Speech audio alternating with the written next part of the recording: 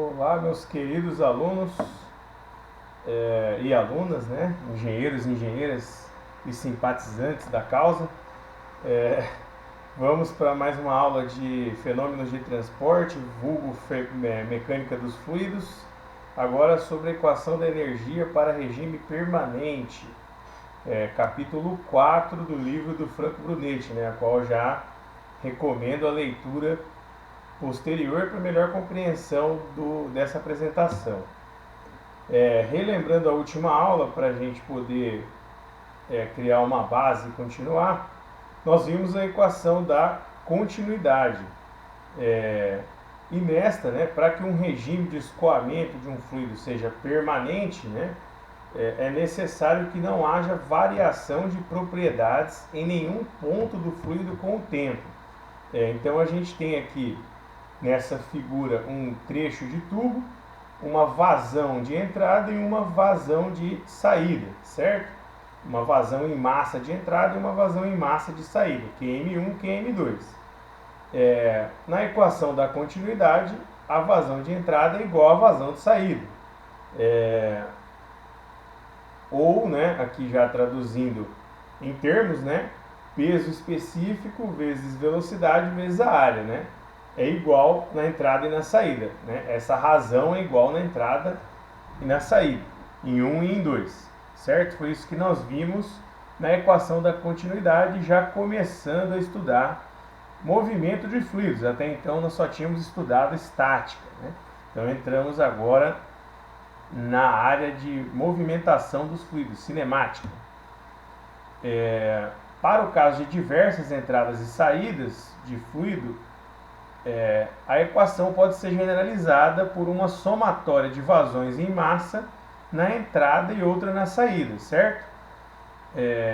No caso do fluido ser incompressível, o mesmo em todas as seções, isto é, for homogêneo, a equação pode ser generalizada como somatório das vazões na entrada e na saída. Aí o que desaparece, né, aquela massa específica, né? Aqui nessa equação, no caso, fica só velocidade vezes a área. Essa equação é muito utilizada, nós vamos deitar nela e dormir com ela o resto das nossas vidas. Em hidráulica, em instalações prediais, em coleta e tratamento de resíduos, enfim, na nossa vida profissional. Bom, aqui já partindo, né, para o assunto dessa aula, que é a equação da energia. Então, pelo que a gente viu nas deduções anteriores, né, da equação da continuidade, pode-se fazer um balanço de massas ou vazões em massa entre as seções de entrada e saída de um certo escoamento. Com base no fato de que a energia não pode ser criada nem destruída, mas apenas transformada, é possível construir uma equação que permitirá fazer o balanço das energias, da mesma forma como fizemos para as massas, pela equação da continuidade. Então a gente vai fazer o mesmo raciocínio da equação da continuidade, só que com as energias, né? Verificar o que entra e o que sai em termos de energia, em um escoamento, de um ponto a outro.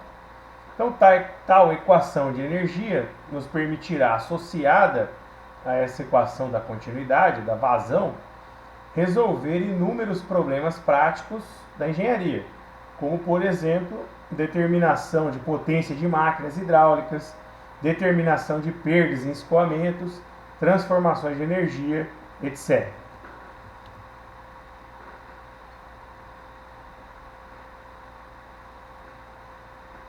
Dei essa pausa dramática agora para tomar uma água aqui, pessoal, igual na sala de aula. Então essa equação envolve, em geral, uma série de conceitos de maior complexidade e de difícil assimilação teórica. Por isso, a gente vai iniciar o estudo a partir de algumas hipóteses simplificadoras, e à medida que os conceitos forem compreendidos, a gente vai avançar em hipóteses mais complexas, de modo que os problemas se aproximem gradativamente de situações reais. Então a gente vai começar com uma equação simples e vamos complicando. Basicamente é isso. Vamos incrementando, retirando algumas hipóteses e chegando próximo das situações, problemas reais que a gente quer trabalhar. Começando aqui pela equação de Bernoulli, né, que vocês viram em Física 2, né, fluidos, ondas e calor, e que é uma equação que envolve uma série de hipóteses simplificadoras, as quais nós vamos citar a seguir, e expressa a continuidade da soma de cada parcela de energia que atua em um fluido que escoa de um ponto ao outro. Essas parcelas de energia que atuam no fluido são, basicamente, a energia potencial, né, que é a energia de posição em relação ao plano horizontal. Então, a energia potencial, né, nada mais é que a capacidade de um corpo de realizar um trabalho, né? Então, aqui no estudo dos fluidos é dado pela posição dele em relação ao plano horizontal. A energia cinética, determinada pelo movimento do fluido, é uma outra parcela. E a energia de pressão, correspondente ao potencial, trabalho potencial das forças de pressão que atuam no fluido, né? Lembrando lá que pressão é força sobre a área, né? Então, uma força sobre uma área gera uma pressão, né? Quando nós temos um fluido numa tubulação, por exemplo, esse fluido está pressurizando essa tubulação, somente para exemplificar. Hipóteses simplificadoras, então. Então, o que é considerado na equação de Bernoulli? Que o regime é permanente, o regime de escoamento, ou seja, não há alteração nas propriedades do fluido no escoamento, o que é um pouco distante da situação real, mas do ponto de vista teórico é válido para a gente entender os conceitos. Não há máquina que forneça ou retire energia no trecho de escoamento em estudo, a princípio, depois a gente vai derrubando isso. Sem perdas por atrito no escoamento do fluido, ou fluido ideal, depois também vamos derrubando isso. Propriedades uniformes nas seções, fluido incompressível, né? Então aí a gente não vai trabalhar com gases, por exemplo, e sem troca de calor. E chegamos aqui na danada, né? Na equação de Bernoulli. A gente tem a dedução dessa equação na página 88 do livro, vocês podem analisar com carinho posteriormente, do livro do Brunet. Aqui eu só vou apresentar ela para a gente poder iniciar o trabalho, até para a gente não gastar muito tempo na apresentação. Então, essa é a bendita equação. Temos um ponto escoando, né? O fluido escoando do ponto 1 até o ponto 2 e duas cotas Z, né? Aqui de nível. Vou passar aqui para a gente poder exemplificar o que significa cada um desses termos dessa equação, né? Então eu tenho o Z, que é a carga de posição, conforme a gente pôde ver na figura, né? Que diz respeito à energia potencial por unidade de peso, ou energia de uma partícula por unidade de peso unitário. Nós temos aqui o V ao quadrado sobre 2G, que diz respeito à energia cinética por unidade de peso, ou energia cinética de uma partícula de peso unitário. E temos o P sobre gama, que é a energia de pressão por unidade de peso, ou energia de pressão da partícula de peso unitário. É tudo aquilo que a gente falou antes, né? Carga de posição, ou energia de posição, energia potencial, energia cinética e energia de pressão na entrada em 1 e em 2, certo? Se mantém, né, essa energia, dadas aquelas hipóteses simplificadoras citadas. Uma observação importante é que, sendo Z uma cota ali, né, a gente viu que a carga de posição é uma cota, vai ser medida em metro, em comprimento. Logo, as outras duas parcelas de energia, por análise dimensional, depois vocês podem testar essa análise dimensional que eu garanto aí no caderninho de vocês, também serão medidas em unidades de comprimento.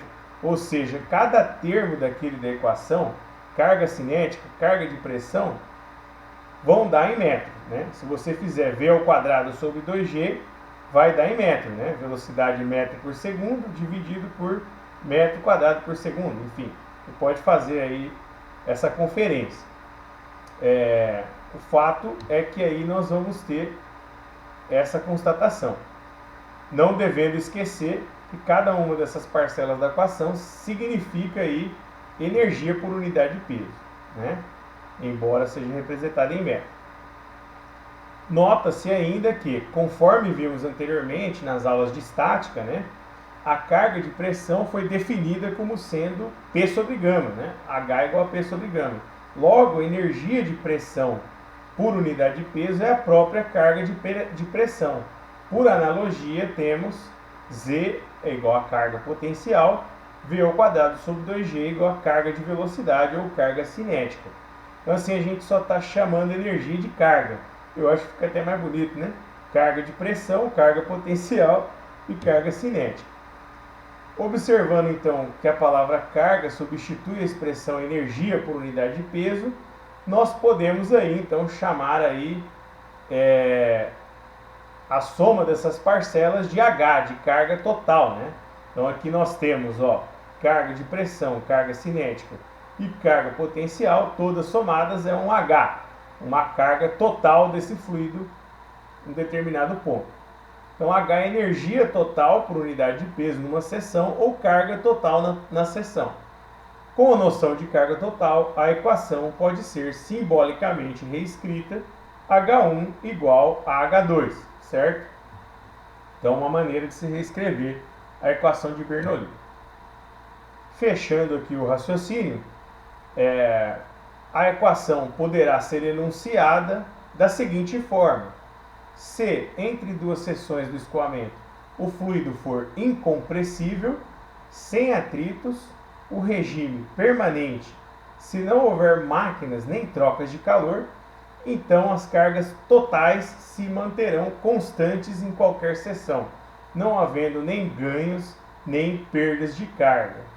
Resumindo, a energia que entra é igual à energia que sai, considerando todas aquelas hipóteses simplificadoras, as quais nós vamos ir derrubando aos pouquinhos aí ao longo da disciplina, beleza?